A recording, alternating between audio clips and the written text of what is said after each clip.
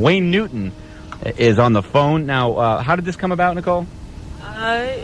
Wayne wanted to call in and cool. hi, you guys. Hi, Wayne. How's it going, guys? Good. What do you mean, how did it come about? I wanted to call and thank you guys for the fun we had on Brian's birthday. Hey, Wayne, listen, we have to thank you for working it out. Again, nobody really knows what a schedule you had on that particular day and that you did us. You finished up the movie by that night and then flew out and did your opening night in Vegas. It was because of your kindness that it happened. And listen, sir, I took off that blindfold and I could not believe it.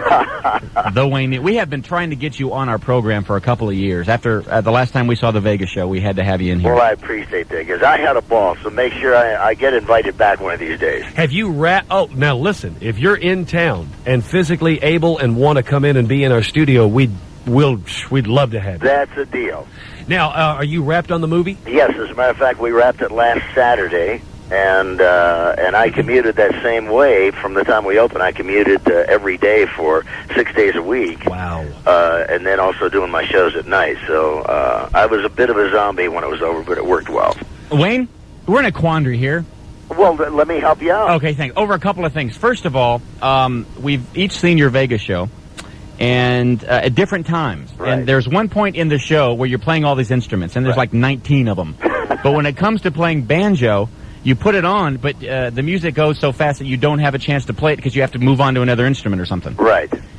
Now, why is that, you want to know? Well, I mean, do you run out of time, or, what is it? Now, the truth of the matter is that the some of the medleys that I do on the four-string banjo go back to, like, the 1920s, 1930s. And we found out over the last maybe 5 or 6 years that people's interest in those songs, if you'll pardon the expression, has waned. And, so I do just a touch of it, and then if we get people that yell for more of it, I go ahead and do one of the whole medley. So, so you do play the banjo? I do. Okay. Yeah. There is one other thing, Wayne, that we bring up because we have simply wondered. We've discovered something. Say how hard. I beg pardon? Say how hard. The two words, how hard. How hard? Okay, you see, it didn't happen there. There you go. Now, Wayne. Yes. As you know, one of the stipulations that we wanted to do was if you were kind enough to come and do Brian's birthday show, we wanted to play the letter, the song that you currently have out. Right. So the first day we played it, we were listening to it on the air because we were playing the first of our 5 days that we had agreed to play it. Right. And we heard, in the second line of the song, we heard a little something that it stuck out to us. All right, we're going to play it for you, and you tell us if you hear it. Okay. Okay, all right, here we go.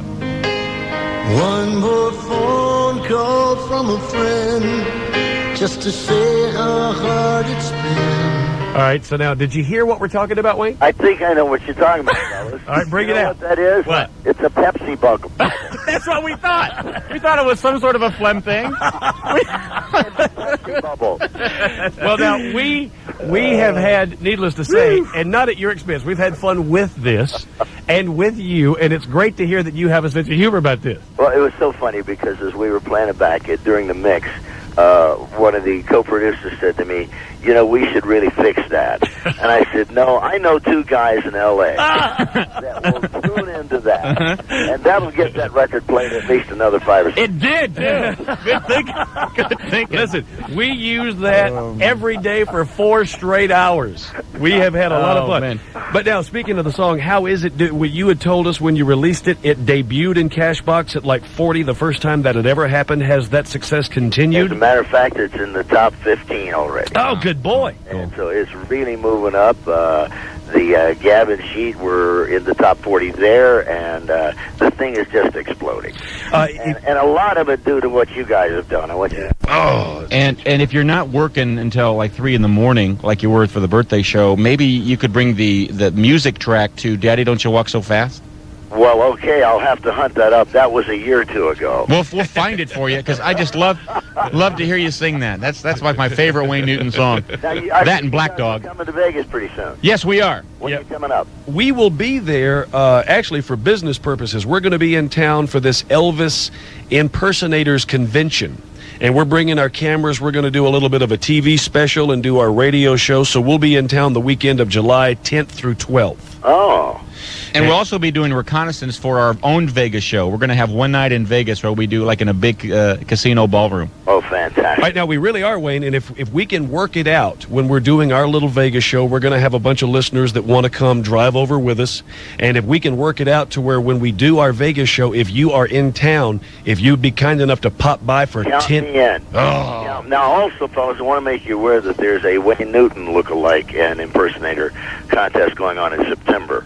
Is there? We'll have to make that. It's the fan club, National Fan Club, that puts that on. Now, do you go? And so that should be a lot of fun. And so if you want to put on your Wayne Newton outfits and Our zip-up tuxedos. And gargle the words, come on over. Hey, do you go to that Wayne Newton thing? Sure. Well, actually, what I do is I show up at the end of it, Does anybody believe it's you? and they decide which one is me. You know, like you did a Roseanne Barr episode very similar to this, and the guy that did you was pretty good. As a matter of fact, that's kind of what gave the fan club the thought to do that this year, and it sounds like a lot of fun. All right, one more thing, if we can take your time up. We were talking about this movie, The Dark Backward. Right. When did that come out? It's been out now about a year. Well, we got to see it. We really got. There's about. It's different. And it's weird. A hand grows out of this guy's back. Yeah, it's very different. It's kind of an allegory, and people either love it or they hate it. There's no. Although I did win Best Supporting Actor for that role from the Academy of Science Fiction and those Congratulations. people that do those kind of films. So it really is a very interesting film. Listen, one thing we wanted to ask you, on this film that you just wrapped this past Saturday, you worked with Eric Roberts on that film, did you not? Yes, I did.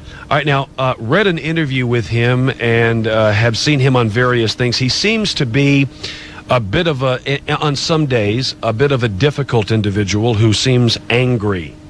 What were your relations with him, and did you work with him in this film? Yes, I did work with him. Our relationship could not have been nicer. He is intense, and I think a lot of people confuse that for anger. He could not have been nicer through the whole thing. And we had a fantastic relationship. In fact, he's coming up this weekend to say hello. Well, listen, know this.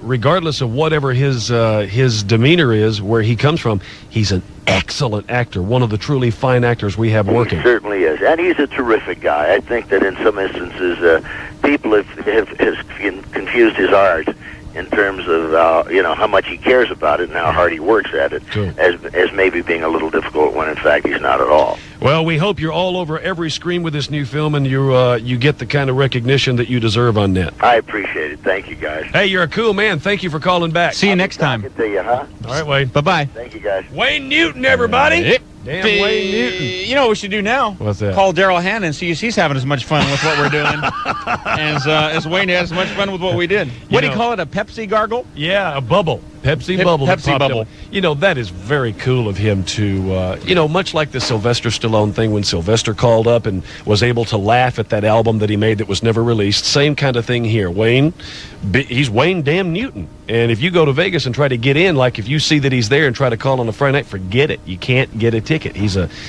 big name, and he's a real cool guy. If we do anything on this program, all right, two things. One, free meals for dinner. But if we do anything on this program, is to make people laugh at themselves, not the celebrities per se, but even just everybody, to know how unserious life should be. That's very cool. And Wayne was very neat about that. I got to hear it one more time. Give it to me, man. One more phone call from a friend, just to say how hard it's Pepsi bubble. Yeah, just glad to know that it wasn't, like all the time.